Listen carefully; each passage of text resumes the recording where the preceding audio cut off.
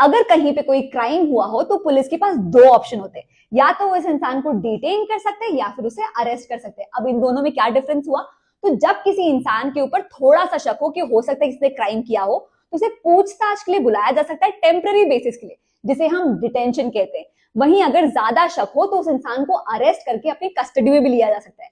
अब अगर किसी इंसान को अरेस्ट किया जा रहा है तो उसे विद इन 24 आवर्स मैजिस्ट्रेट के सामने प्रेजेंट करना होता है, और मैजिस्ट्रेट के पास ये तीन ऑप्शन होते हैं। पहला हो गया पुलिस कस्टडी।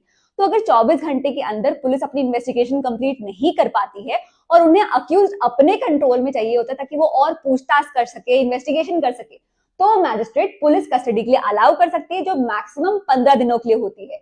लेकिन अगर मैजिस्ट्रेट को ये लगता है कि अक्यूज को पुलिस कंट्रोल में रखने की कोई जरूरत नहीं है, लेकिन उसे ना हम सोसाइटी में भी छोड़ नहीं सकते, क्योंकि हो सकता है कि वो एविडेंस टैंपरिंग कर ले, विटनेस को डरा धमका दे, तो कोर्ट उसे अपने कंट्रोल में रख सकती है, जिसे हम जुडिशियल कस्टडी कहते हैं, जो मैक्सिमम 60 से 90 दिनों की होती है। अब अगर पूरी सिचुएशन को देखते हुए और अक्यूज का इनोसेंस प्रिज्यूम करते हुए, या फिर पुलिस इन दिनों में अपनी इन्वेस्टिगेशन अगर कंप्लीट नहीं कर पाती है, तो मैजिस्ट्रेट बेल भी दे सकती है। अब अगर कहीं क्राइम हुआ है तो केस भी चलेगा।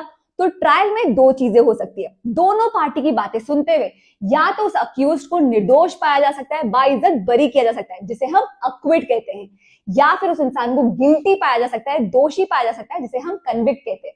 अक्विट और कन्विक्ट में अगर कंफ्यूजन हो तो ये ध्यान रखिएगा, कन्विक्ट में कौन आता है? दोषी आता है।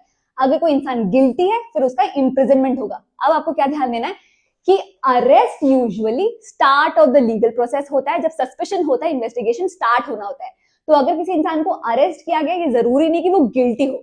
वहीं imprisonment usually end of the legal process होता है, जब किसी इंसान को कन्विक्ट किया जाता है, दोषी पाया जाता है, तब उसका इम्प्रिजनमेंट